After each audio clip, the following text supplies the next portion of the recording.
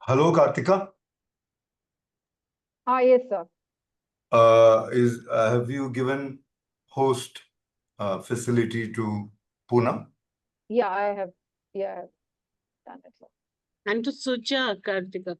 Yes, sir. Yes. So, all said, Poonam. Can we go ahead then? Yes, sure. Yeah. Excellent. Good evening, all of you. On behalf of the Accessibility Research Center, IIT Madras, I warmly welcome all of you. This is Hema Chandran. This evening, we have a great speaker. Before introducing her, a line or two about the center. At the center, we work hard on removing barriers to knowledge, both at foundational level, meaning from the very beginning to advanced level in schools, and at university and college level. So across the disciplines and across conditions and ways of looking at things. Okay. So we have started this webinar series so that, university spaces do not just have all the space to talk about accessibility. There are so many people working at the grassroots. We need to learn how to listen to them and then learn from them. In that spirit, I warmly invite Ms. Poonam Natarajan, Director of Vidya Sagar. She has so many achievements. I just looked at her CV. She basically works on independent living in the community of people with disabilities. And she specializes in disabilities that are most neglected, meaning children with cognitive disabilities and other conditions. She has got a UNESCO prize and she won many laurels, more than 14 or 15 awards. And she's chairperson of statutory bodies that is crucial in debating and making policy decisions on independent and community living. Welcome on board, Poonam. The mic is yours, and we like to learn from you. Thank you. Thank you so much. First of all, I would like to have deep appreciation and congratulations to the Accessibility Research Center, to Hema Chandran and Kartika for setting up this webinar series, because I'm really looking forward to them and hoping that a lot of we can exchange a lot of learnings and meet more people who are working from the ground, as he says, and understand better what is happening in different parts of our state and our country. So thank you, Hema Chandran, for inviting me to speak here, and especially on this topic, foundational learning for children with multiple disabilities. Though I'm working at the moment with adults, this has been my children, and especially early intervention, foundation, where you set the foundation, which is the most vital area, really. The 0 to 6 years has been one of the passions, I think, of many people in our sector and in our country. And that's why I think early intervention has grown also quite a bit in our country. So I'm really excited to go back over the years and, recall and talk about the foundational learning for children with multiple disabilities. So as Hema Chandran said, the intellectual and developmental disabilities are actually the more marginalized than the other disabilities. And somehow disability is a cross-cutting issue, and you will find people with disabilities in all kinds of communities, all communities, in fact. And everywhere they are marginalized and are kind of the last people in that community. And children with intellectual and developmental disabilities really are the last in the queue, so to say.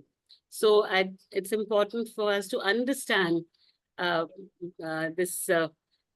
these children and see how actually they can become an integral part of the community in their own neighborhoods, as well as in the communities wherever they live, as well as the schools they go to, whether it's an early intervention center or a mainstream school.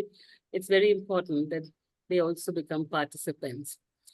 When I got into this field because of my son, who was born with multiple disabilities. And when I was a young mother, of course, many years ago, more than 4 decades, 4.5 decades ago, I was told it was very hard to find out exactly what to do for your child. And maybe today there are more services, but I don't think there's enough conversation and enough transfer of knowledge to parents. I think that is still kind of neglected, or an area which the parents think they cannot learn, and the therapists think they don't have to actually teach parents. But as a parent myself, I think it was very, very important to understand what my son's condition was and what I can do. And some of the suggestions I got in the beginning used to make no sense to me. Like my son wasn't following objects, so he didn't have head control. And as a baby, when he was about a year old, and some therapist told me, hang lots of balloons and colored objects in your room. Now, that's actually, I didn't understand what she meant when she said that. And I thought she wanted to cheer me up rather than because my son wasn't looking at objects. But actually, so there was not enough explanation, and one had to really look around and talk to people or get trained as a teacher to understand what it was all about. And the first thing I found out, as I trained as a special educator, and the first thing I found out was that we need to do for our children exactly what non-disabled children do themselves. And as a parent, that the first thing I would like to say is keep watching children, young children, non-disabled children, watch them grow, watch them play. And that will first give you a direction what you need to do with your child. The whole basis of all therapies, everything that we do in the sector for the management of our children, for their early foundational education, is based on how children learn and how they develop and how they are nurtured. So there's not much difference between a child who's non-disabled or a child with a multiple disability in terms of what they're going to learn or how they're going to learn. So if we can understand how children develop in all the domains, that is the motor area, the sensory area, the cognitive area, the learning skills of your activities of daily living, the emotional area, getting that sense of self and self-esteem, and the communication and speech and language. All these are domains which grow together in every child. And we have milestones for each one of these domains. And as the children reach these milestones, families celebrate. My child has started sitting, my child has started standing and walking. But so they take it for granted that my child will walk or talk, but there's a little celebration. But firstly, I think as a parent or a teacher or anyone who's nurturing a caregiver, a child with multiple disabilities, it is actually to look for the smaller milestones, and to celebrate those, because our children might take a bit longer, a bit or much more longer than other children to learn certain skills. So I think that is very important. Now, most parents, we become parents, but we don't know how children grow and develop and how they learn. And so just like we all enjoy our work and we work many hours in a day and spend a large part of our lifetime learning and working and learning more and evolving, children learn, for them, work is play. They learn through play. And play is so important because if you watch a child, as I said, the first thing is to watch children. If you watch a 1-year-old or a 2-year-old or a 3-year-old, you'll find that children are constantly moving around and exploring the environment. They're all over the place.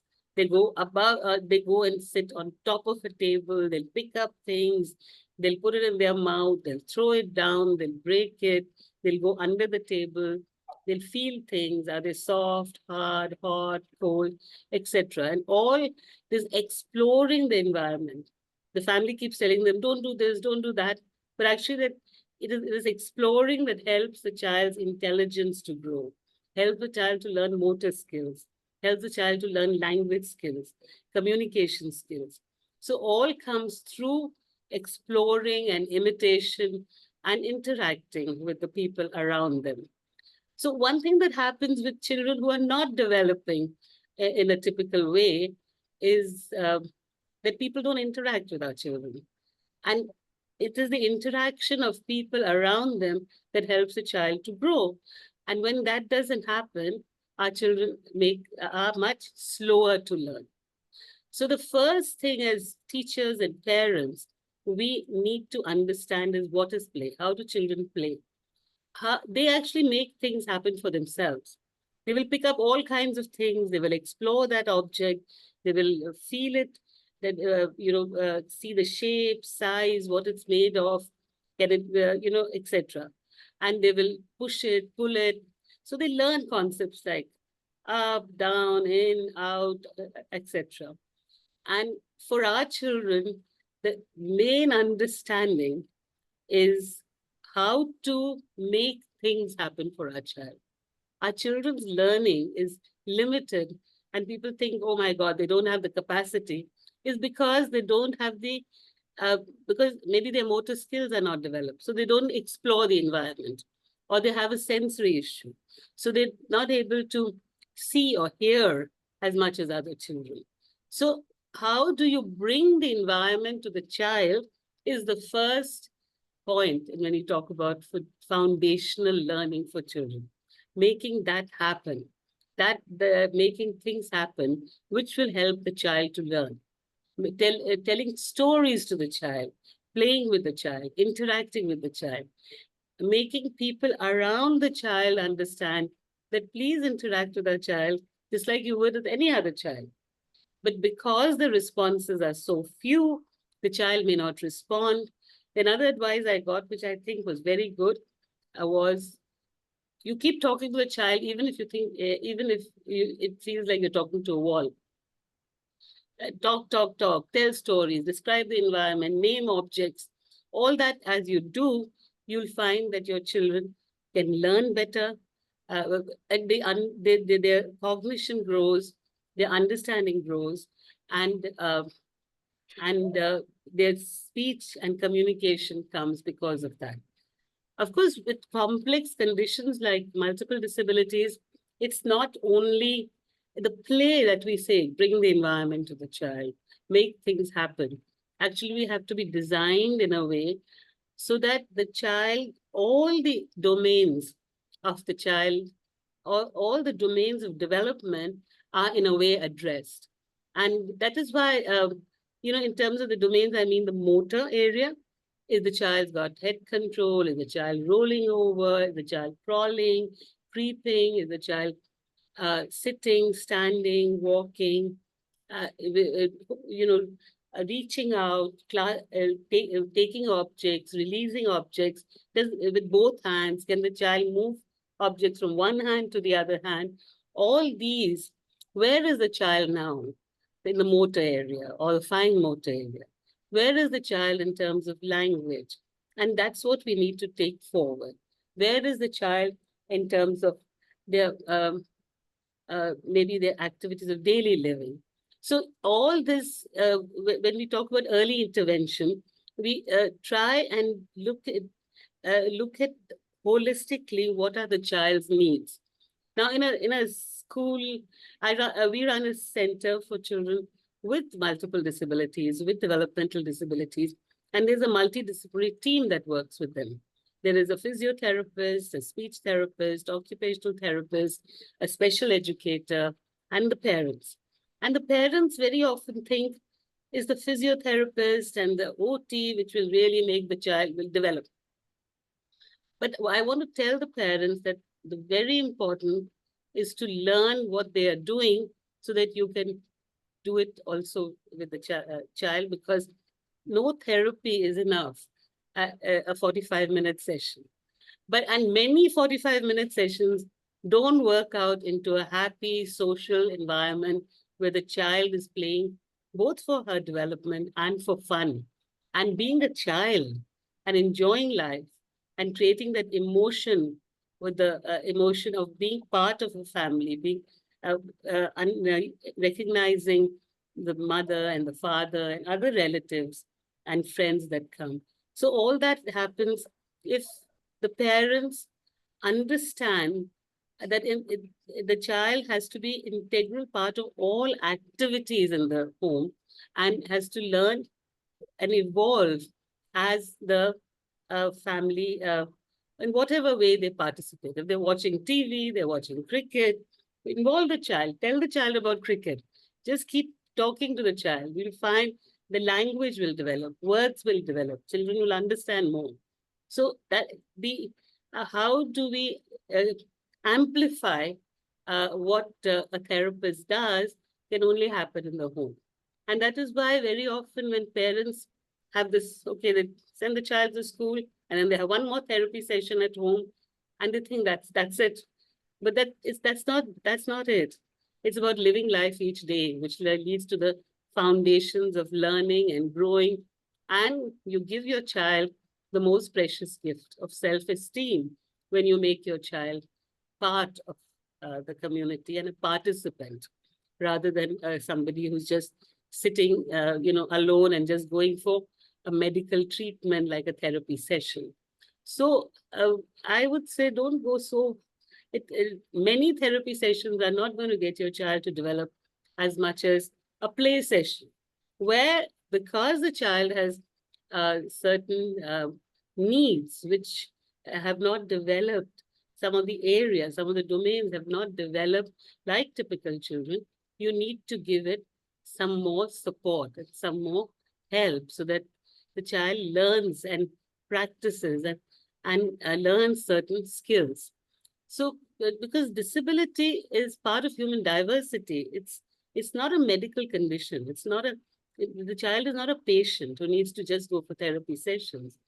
Disability is a condition where the child needs to learn skills and leads to this management. So it's about the foundational learning of all children is the same.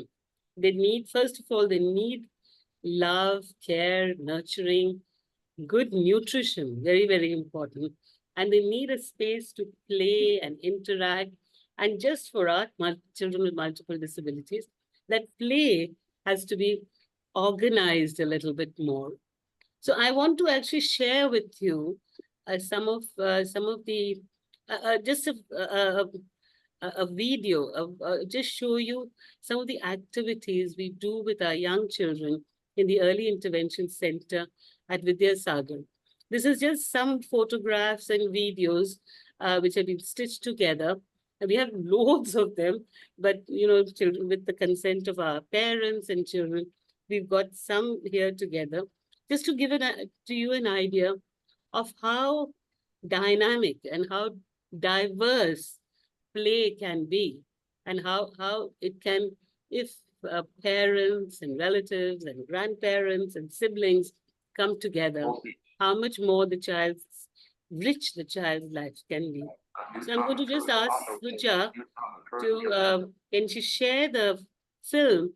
And I want to also thank her for putting it together, all the photographs. She heads a early intervention program. Sujata Cheluturai. Can you just do it, share this, please?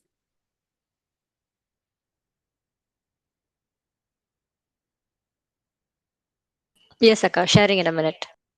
Mm. This is the 9-minute film. I know it's a little long, but I wanted to share these visuals. Hemchand, I'm so sorry, this is very visual with a little bit of music, but it's just lots and lots of visuals about children playing, many children playing. And so we could not make it accessible, but here we go.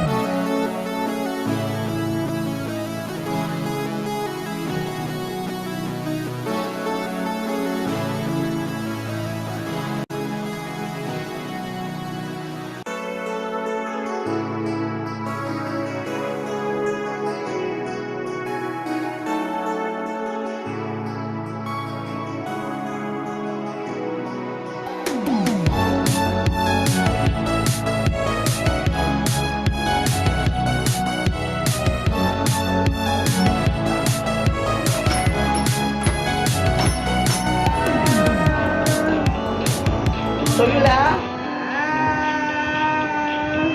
சொல்லு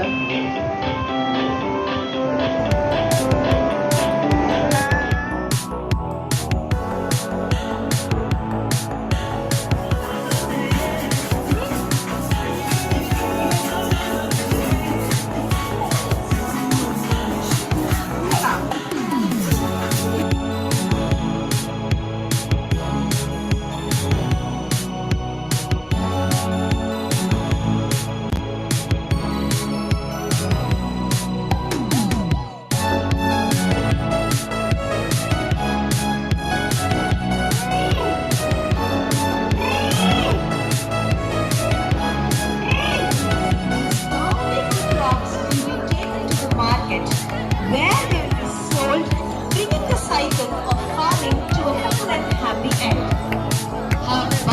ஒரு வழியா கடைசியில நம்ம குட்டி விவசாயிகள் போட்ட இவ்வளவு உழைப்பு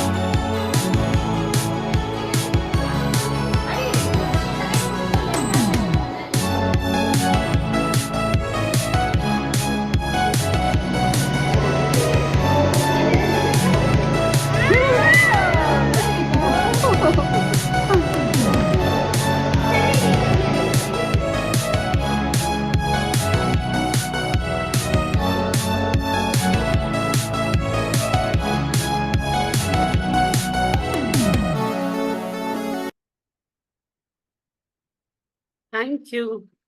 Thanks, Suja.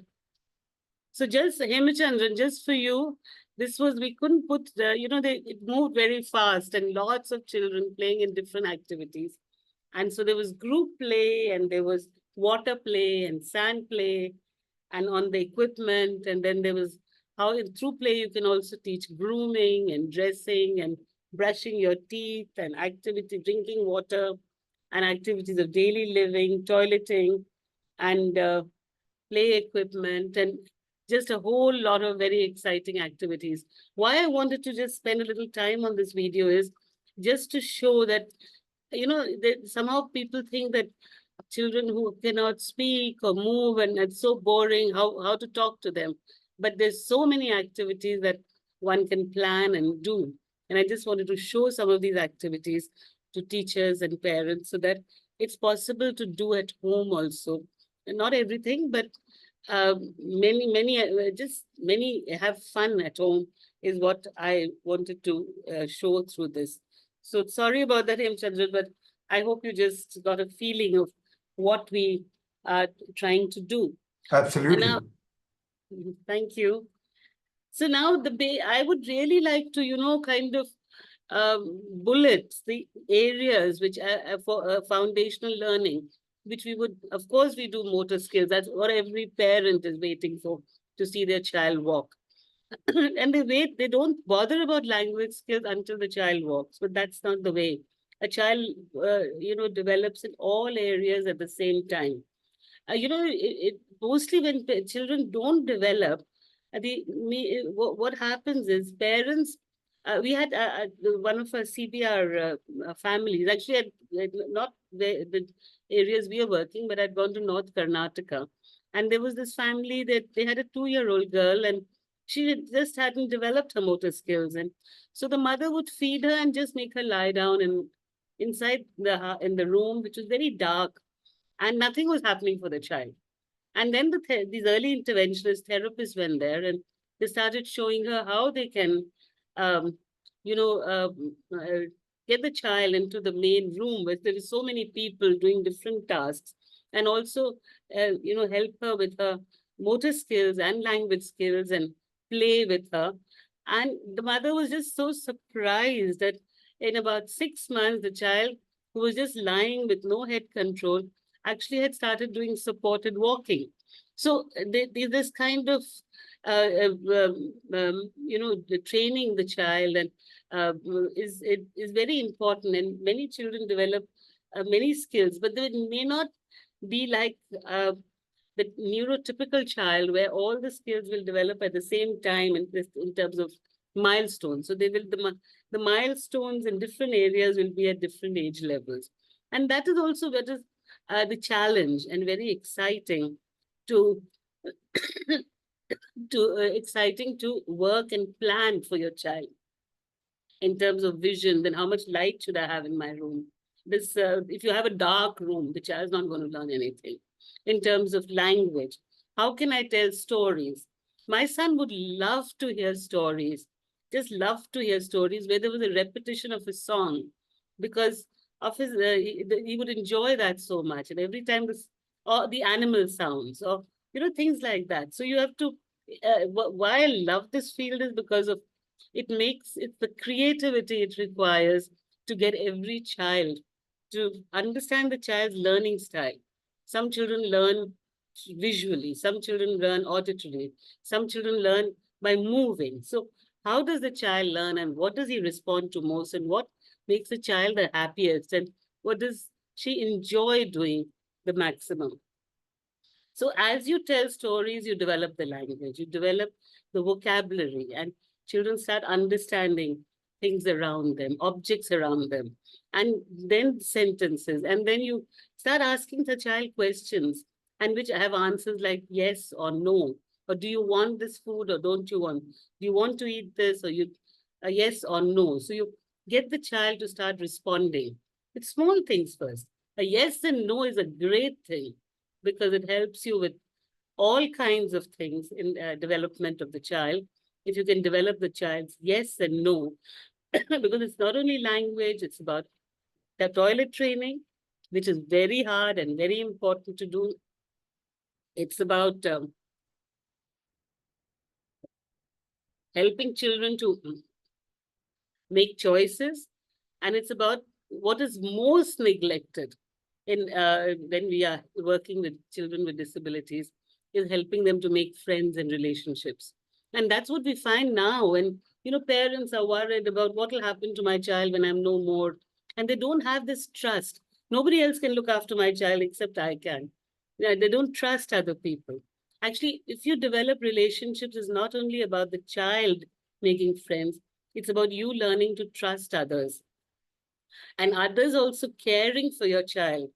And actually, as parents, when you have a child with multiple disabilities, your perspective to life changes in many ways, because now you understand, all of us now are so nuclear, and the child only belongs to the dad and mom. But that's not true. It takes a village to raise a child, and children belong to the community. Children belong to everybody. Children are citizens of the world, and you have to allow them to move on and make friends. And disabled children, disabled families tend to isolate themselves. Disabled children lead very isolated lives. Their play is so boring that mothers don't know, sometimes are so overwhelmed by their disability, that they are not able to play in a happy way with the child or do the activities. So if a parent can look at a child with multiple disabilities, like they look at any other child, any of the other children, they will find that everybody will relax and the child's learning will be much better. So I want to also talk the 3 or 4 things that need really attention by the parent, and just going to therapists one after the other is not going to solve your problem. One of them is activities of daily living.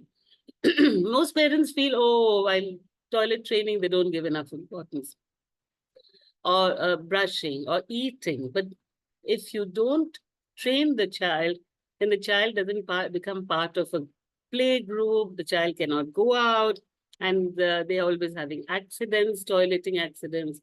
And if they don't have good eating, like chewing and biting and sucking, which, all the speech organs which we use for speech are the same as we use for eating. If you don't have good eating pattern, you will not have a good speech pattern. So very, very important for a parent to realize that it's not enough to just, nutrition, of course, is the vital, most important, but just giving semi-solid food will not get the child to start speaking. You will have to give food to child, which helps the child to bite and chew and swallow, and that's what will help the child to develop. And I think these things are not explained by therapists to many children.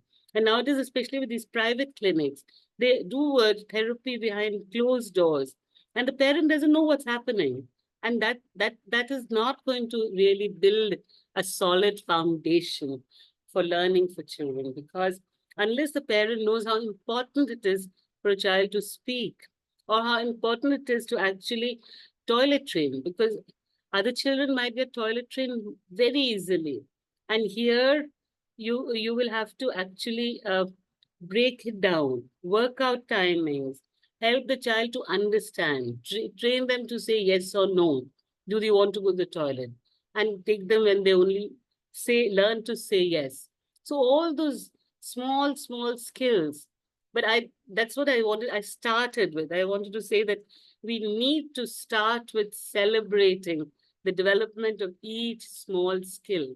If a parent can learn how to celebrate the attainment of small skills, your foundation for learning will be really solid and will really help the child to build up further as they go on, and it'll allow the child to go to an inclusive school if the child is toilet trained. It'll allow the child to make friends, and it'll allow the child to go out in the evening and play. I know nowadays hardly any children go out to play, but it's also wherever it's available, where children meet. It, when if you've taught the child activities of daily living, you'll find it easier. And today, when we are working with adults with disabilities, we find that what is the biggest problem? The biggest problem is that our children do not have enough friends. They cannot develop for themselves any kind of support system that we as non-disabled people do very easily. We may shift to another place, but we'll find people, we'll find friends, we'll find maybe experts in the field if we have a problem, but we'll find how to get a support system around us. But children with disabilities, that's the major area which is not being developed at all. Nobody talks about them making friends or, supporting each other. Nobody can make friends in a one-way relationship. And why do children in schools, non-disabled children, neurotypical children, not make friends with children with disabilities? It's because they always think they only have to help. So we have to teach our children to give and take, because that's what friendship is about. So you need to teach your child almost the same as you would teach your neurotypical child.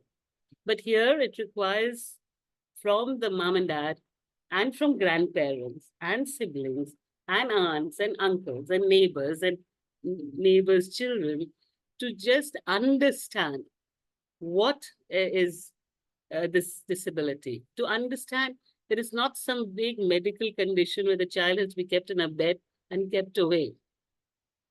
They need to understand that this disability is a condition, and they can actually help the child to develop if they can start interacting and talking with the and playing with the child. So don't always, I mean, so naturally, if you have a neurotypical child, you get a visitor, the visitor plays with your child. But you have a child with multiple disabilities, you get a visitor, and the visitor doesn't know what to do with your child. So the community needs to get away from that embarrassment of, oh my God, how do I talk to these parents who have a child with multiple disabilities? How do I talk to a child who seems different? But if we can understand that disability is part of human diversity, then I'm sure we can get more acceptance of a child with disabilities. And the moment we do that, we once again, one more strengthen the foundation for the child to grow up and become part of the community. If you're not a participant in your home, if you're not a participant in your community, we all need that socialization. That social life becomes more important than anything else. If you're not a full participant in your home, you can never, you will always be marginalized. You can't come into the center. So when we're talking about foundational learning, don't just go on with therapy. Therapy you need. Of course, you need therapy, but you cannot over therapy. It's like saying I will all the medicine that a doctor has given me for 1 week, I'll have them in 2 days. You're not going to get well if you have all the medicine in 2 days. If I do 10 hours of therapy, that it's not going to work. I need to break it up. I need to do other things. I need to learn other skills.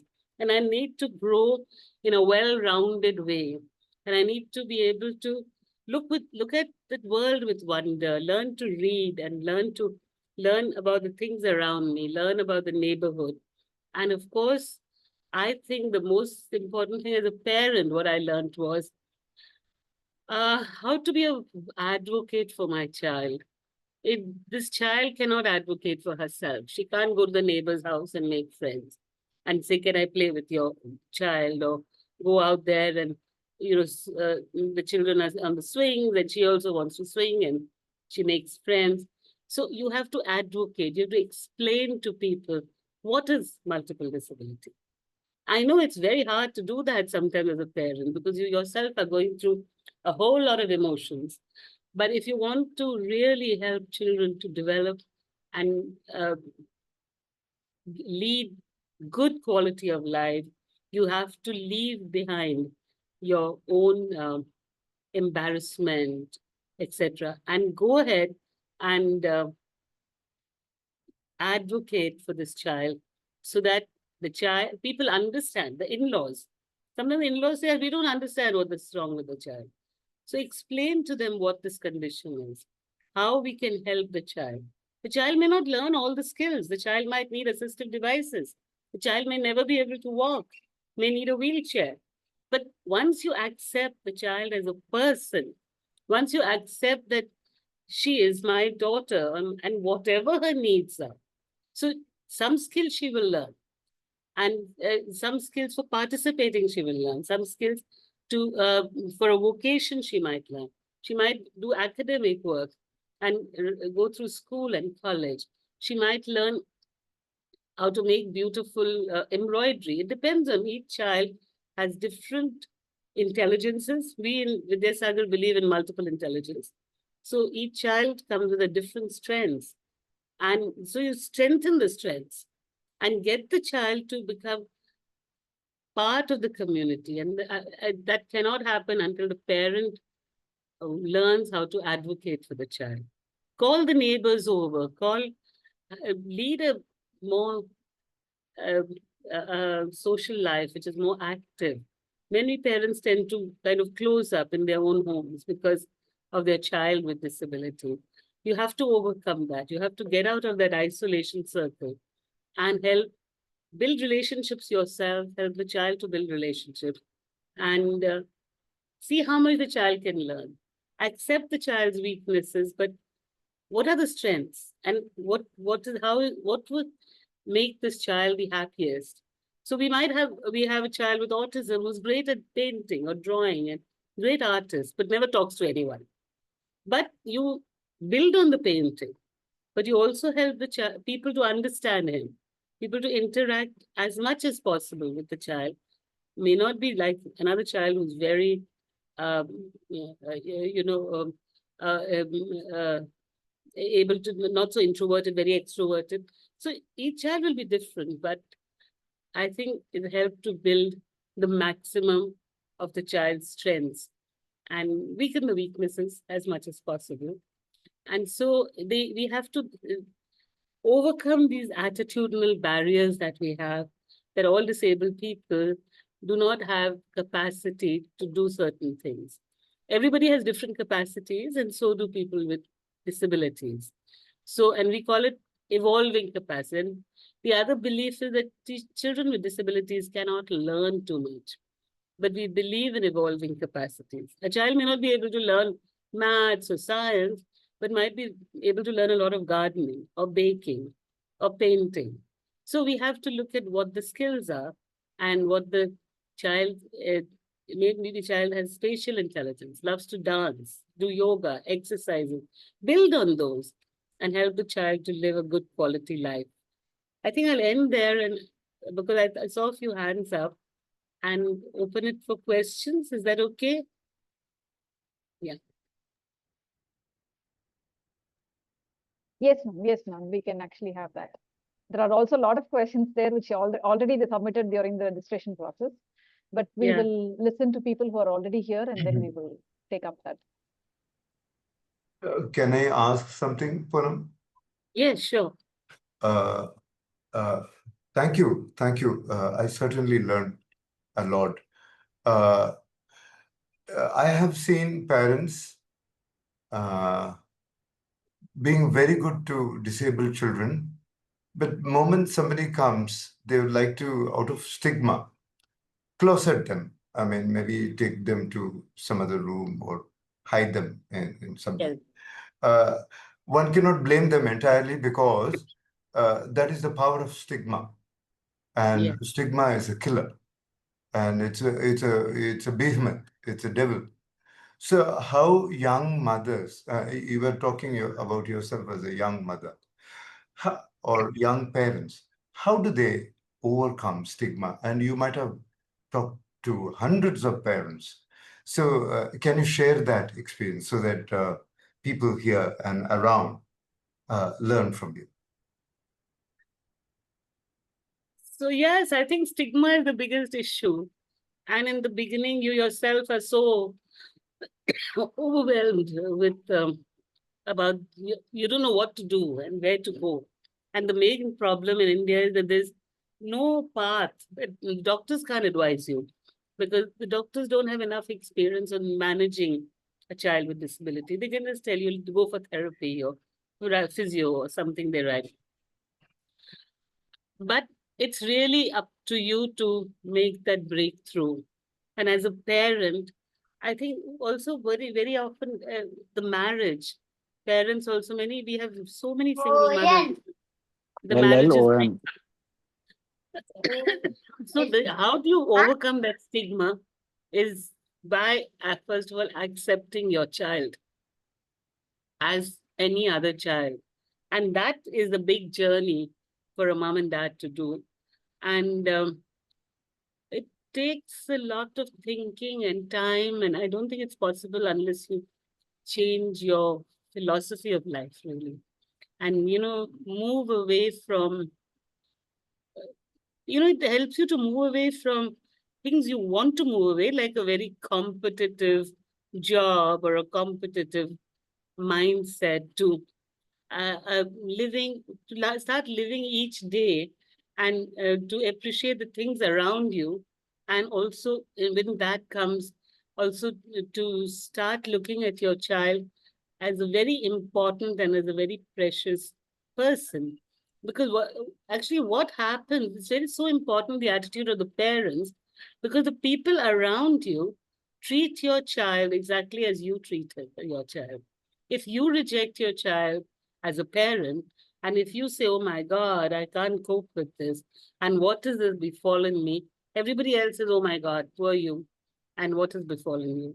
But if you say, my child is as like any other child and as important as any other child, um, uh, um, and his needs are the same, and I want to take him out and enjoy life just like anybody else. I think you have the parent is the first person, the first stakeholder, the first responder in breaking the stigma. Nobody else can break it. And it takes a lot of doing because the family around you, like many parents say they feel more comfortable with their old classmates and friends than their own family because the families make them feel depressed. But you got to teach your family. You got to go there to your in-laws and explain to them. Sometimes it's possible, sometimes it's a long haul. It takes years, but it depends on how much you can change the environment of your the grandparents' mindset or the relatives, your brothers and sisters.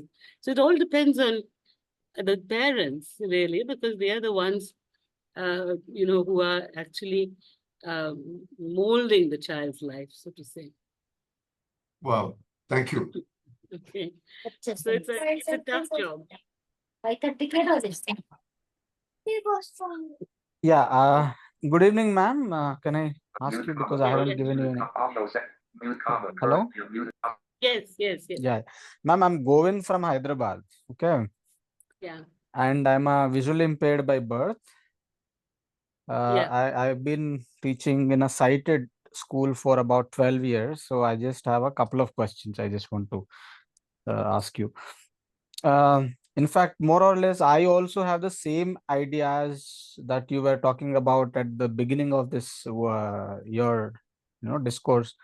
So because I've been noticing several children whose cognitive abilities are not really up to the mark and who've been neglected by by the teachers and by parents and a lot of other the rest of the society because they're not sure or they're not aware of how to identify these these negligencies or how to identify these their learning issues, their cognitive issues and all that. So uh, now the question is, I'm actually we've sorted out a small project kind of a thing to work on, to just to hire somebody for as an intern or something to conduct a big very the basic assessment across a few very few schools for some children whose cognitive abilities have not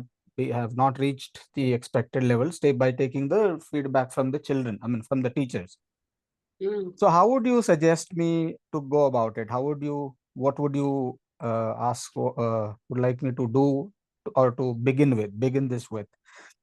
Um, what are the areas that we'll have to focus more on at the beginning, at least till the identification process? Any questionnaires that you can advise me? Identification means what? We don't even believe in labels anymore. Yeah, it's correct. basically the child's strengths. What Yes. each child is different, and what are the child's strengths? And let's build on those strengths rather than say, oh, this is cognitively deficient. You see, these IQ scores, don't go by IQ scores. Okay. Because IQ scores are very difficult to interpret. They're okay to give one certificate of disability. Correct. But when Okay. you're teaching a child, if you go by IQ scores, you'll be stuck. You're only thinking about the intellectual disability. But if you go with what the child enjoys doing, how the child learns, what their learning style is, do they learn more visually or do they learn auditory? And sometimes you just teach. And even if you feel the child is not learning, at least for my child, I'm really grateful for the person who told me to just talk to him, even if he's you think you're talking to a wall. Because in the beginning, I felt, what is the point? It's not understanding anything. But later in the years to come, I found that with his abilities, his vocabulary and his understanding of language was so much more than would have happened if I had stuck to his IQ. So IQ is not the gold standard for your program at all. It is about watching each child carefully and seeing what they enjoy doing, and how do we build the skills with what they enjoy doing. If it's painting, then you work through painting. If it's working with plants and gardening and they love nature, then you work through that. And you work on whatever skills the child can learn and make it a happy environment. And, when it's a happy environment helps a child to learn more than it's just making a child sit in one place and you have to learn this, or, having very strict goals. But you'll be surprised how much children with intellectual disabilities learn when you change your goals and your IEPs, not to the traditional ones of so many alphabets or so many numbers, to just looking at what all can the child do and what the child enjoys and how can I go on from there. Okay. No, this actually prompts me to another small questions. I'll not elaborate further. But at least to decide on who needs a little extra training or remedial sessions, as you said, either to play with them or to interact with them more, to identify such children, not to go by the IQ scores and certifications, at least to identify such neglected children due to some reasons. Is there any general few procedures that you can suggest me? Yeah. No, if you just have to go to a doctor or a clinical psychologist, and they'll tell you what the condition is. Suppose a child has dyslexia, a child can't learn to read or write. They'll tell you that, isn't it? Or the child has intellectual. So the diagnosis comes from the doctors. But what I meant to say is that once the doctor diagnoses, they don't know what to do next. They just tell you go for therapy sessions. What happens in the therapy session is not the doctor's problem. Correct. The therapists look at the child and start some therapy. But actually, I don't think therapy will work unless the entire multidisciplinary team comes together and looks at the child holistically and plans on activities together, which will address their issues, the physiotherapist issue, the speech therapist, occupational teacher issues, in one activity, in one play activity. You can address many issues. You don't need to do separate sessions for every therapy. The moment you do that, it's so boring. Children don't like physiotherapy, by the way. So you do it, but don't do it, make it more of a play and a game and fun and music. They love music. So, but you have to, the first thing is to try and understand how the child learns. Many times you have many behavior issues with children. So how do you work with, so schools very quickly label kids. But if you push hard and say, I don't believe in these labels, and try and get a child to, you try and understand what activities really help the child to give attention or sit and work, then you will be able to do the next step. Okay. And one last question, ma'am, we just would like to know about your son. How old is he? What is he doing now? Just out of curiosity. No, I lost my son many years ago. Oh, sorry. I'm sorry. Yeah. Okay. Well, he would have been 46 now if he was. Okay. So I had many years. Yeah. Okay. Yeah, thank you, ma'am. It was nice really hearing you or talking to you. Hopefully, I'll visit your center once if possible. Certainly, you're most welcome. Yeah. Okay, thank you. Okay. Any other questions? The Parmeshwaran, I mean, one person actually raised his hand. Yeah, I saw a hand up, but it's gone now, no? Yes. Okay, shall I post the questions, ma'am? Which is, I mean, there are a lot of Yeah, questions. please. You want to read I'll them just out, or post should it. I answer them later? Or Yeah, I can answer. there are so many questions. I don't know. Maybe you can choose. Shall I Are just they choose on one? the, are they on the One. chat? I'll just put it in the chat now. 1 second. Got it. No, no, you just read it out because that's easier for me. Otherwise, I'll read it out. Hello, to you. good evening, madam. good evening. 1 Ma'am, minute, this is Karthik. Yes, ma'am. Yeah, can you go on, Ramulu? yes, ma'am. Good evening, ma'am. Thank you so much for your wonderful session. So, my name is Ramu. I'm from Hyderabad. I'm working as a special educator. So, ma'am, this is the second program I attend from IIT Madras. In January 5th, there was conducted a program in teacher training course. So, I get a more wonderful knowledge from there. So, ma'am, I'm very sorry for that, ma'am. I came to this session in between, so I can't listen from starting onwards. So, thank you, ma'am. I joined in this webinar at 6:20 p.m. ma'am. So could you please arrange any I think- session about autism spectrum disorder, ma'am, in future? So Yeah, basically, tell we are me, we are, we Chandan. are, we are, we are dealing with autism spectrum disorder students and simultaneously with the hearing impairment students, ma'am. Yeah. So if it is possible, every month or every at least 2 months once, can you give any more information on autism spectrum disorder, ma'am? So I'm expecting these things from you, ma'am. Thank you so much, ma'am. Tell Kartika and him, Chandran.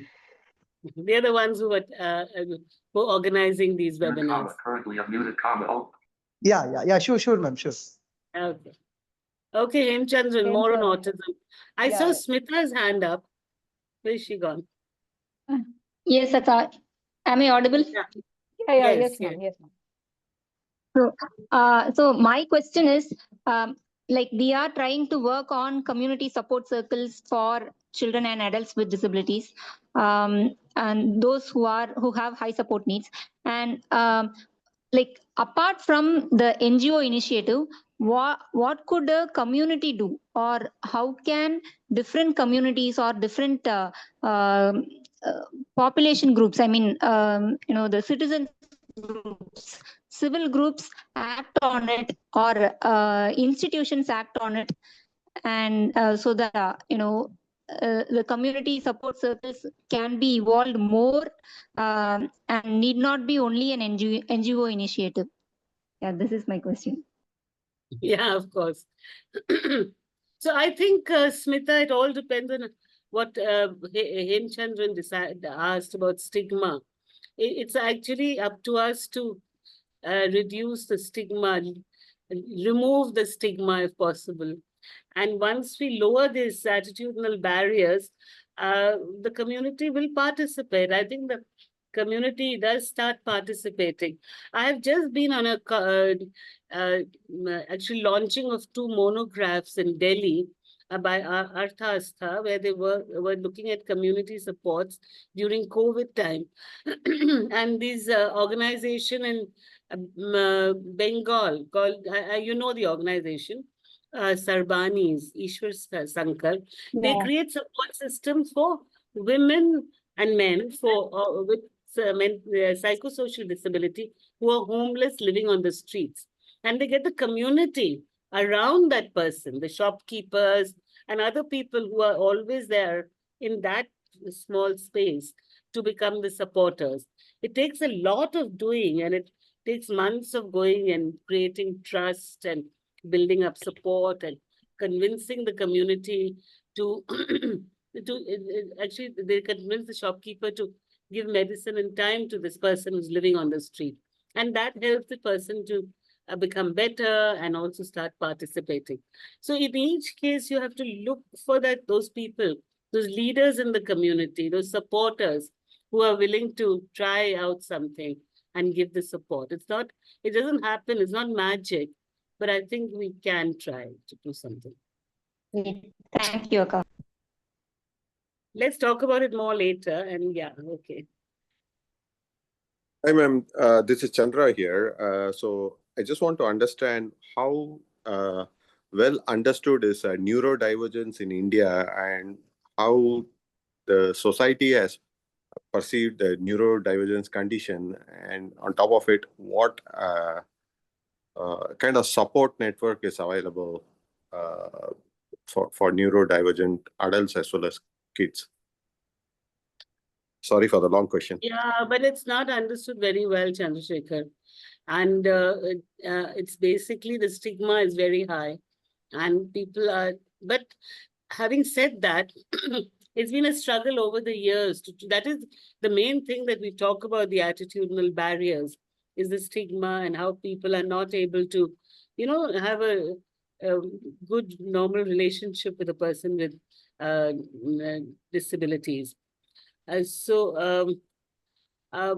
What you said, what are the community support systems, is it? Exactly. How the society has perceived this condition, and do they just say, oh, this particular individual has a problem, but because they don't have a name to it, those Western society has a name to it. They say neurodivergent condition, someone has autism or ADHD or other neurodivergent conditions, right? But I believe it's still a so-called unknown thing that people can just coin someone saying that, oh, he has a issue, but they don't know exactly what's the issue and then how that could be managed. That's something that Yes, is a lack of awareness, I believe. Yeah, of course. We haven't, we're still very, very far from, the communities accepting people with disabilities. They just tend to ignore it. But having said that, I do believe that some amount of awareness is growing, and there are more and more talks and more and more activities around this. So hopefully in the years to come, people with neurodivergent disabilities, autism is so much talked about now. Right. Cerebral palsy has been a little difficult because it's kind of ignored, but intellectual disability is also talked about. So I think we just have to wait and see, try and remove all the stigma. Right. And In your experience, ma'am, do tertiary institutions in India do they have accommodations for these conditions? Is there a level of awareness where the institutions have accommodations for these conditions of for course, students? Right. yeah, of course we do. We are 40 years old organization, and we've done that for many, many years, both at work. We have employees who are disabled as well as students who are going to write exams and who are going to do vocational training or try and get some kind of work. And we work on the accommodations, definitely. Otherwise, it won't be possible. Thank you. Each person's accommodations are different. Yeah. Right. Absolutely. Yeah, I think Romal, Remy, the two hands up. Yeah, if you are, can you just speak, Roman? Can you hear me? Yeah. Am I? Can you hear me now? Yes, we can. So I myself,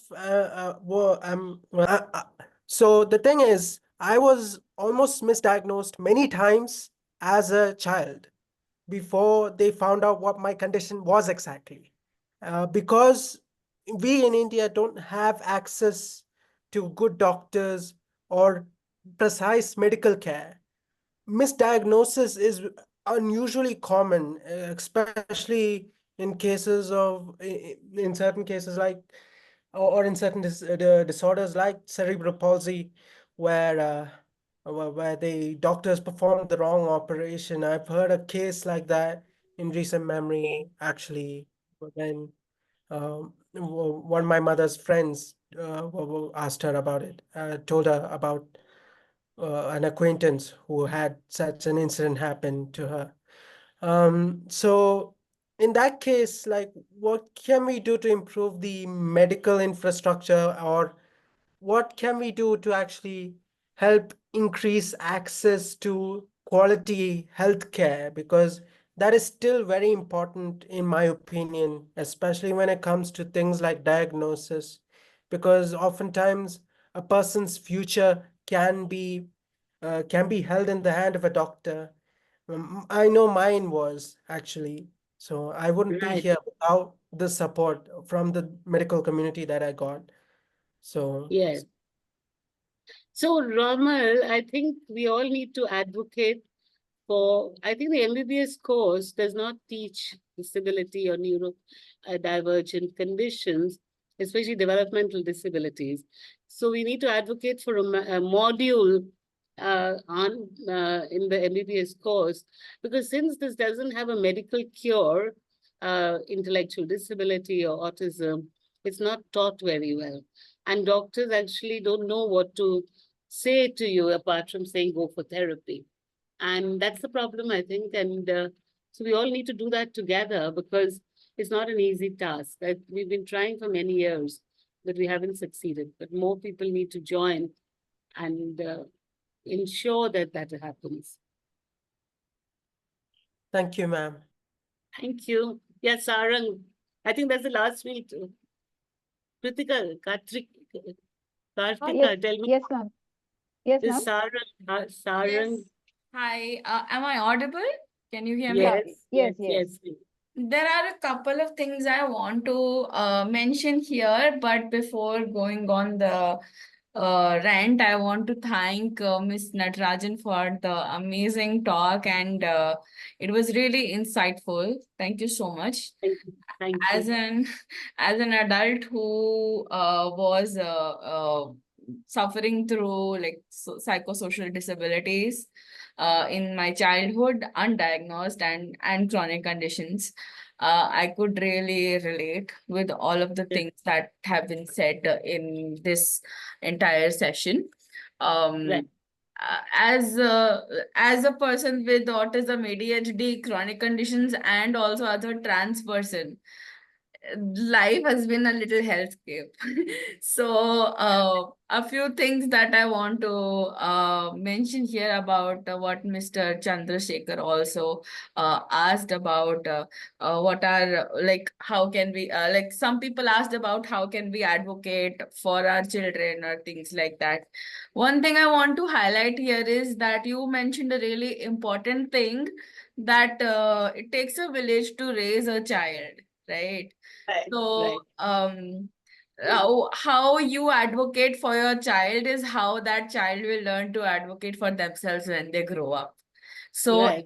if you are hesitant about the child's disability, then they will also start feeling hesitant, neglectant about their own conditions, and they would start feeling like, something is wrong with me. And Right. it's a bias that is instilled in us from the society, but we as a family only have each other to support. So even as mental health practitioners, even as education experts, it's really important to sort of um, uh, negate that bias from our psyche. That is one thing. Second thing, what Romul said about medical community. contingencies. Yeah, one thing is that it is especially misdiagnosed in folks that are born as women, especially. I was told that I have BPD for like 6 years before I had to literally advocate for myself, push, like I had to convince my psychiatrist, at least with like the 3 references, that at least let me sit for the ADHD test. It's that dire. And then yeah, it was diagnosed with both autism and ADHD. So it's like I don't blame the medical community at all, because there are some preconceived notions that come at play here from the society that has been instilled in us. So I totally get that. So here is my question for you. Since you mentioned about therapy, there is a lot of like medical malpractices that also happen in therapy spaces. A lot of models that are used. I don't even want to mention that we are still on the DSM-3, DSM-4 right now, and it's already DSM-5. So that's a long story that nobody can relate to. What I want to ask you is, how do we advocate for children when the medical models in place in therapy practices are so restrictive and sort of like behavior managing? Exactly. It's tough. I think it's very hard, but we have to keep trying. I just maybe just get together more and advocate more strongly, I feel. And we'd like to have your phone number because we want to advocate with the doctors and things like that. And maybe if all of us get together, we can think of a better way. But I don't know the answer, Sarang. I just know that we have to keep trying. Really, it's very, very hard. I've been in this sector for the last 40 years, but I find things change so slowly. It's like using a butter knife on a wall and you just keep scraping away. That's what I think it is.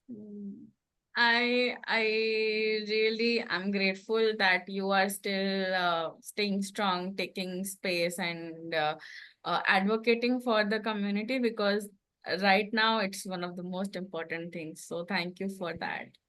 Thank you. Thanks a lot. There's so many questions here. How do we answer all these? I can answer them. Yeah, but ma'am, there are so many questions, like around 25 questions which are submitted, and then a few people have already again given some 5 to 10 questions here in the chat box as well. So, Hem sir, like, what do we do? Miss Ruby, like, she has also posted there. Are you Actually, there? what we can do is, Poonam, see, you have been talking for 1 hour, 20 minutes.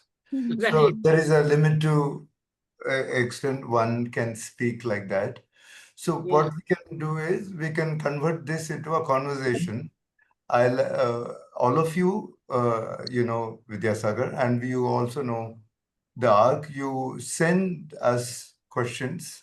We will forward to Poonam, and we'll also create that space, Kartika, so that people post questions, and we will keep the conversation going.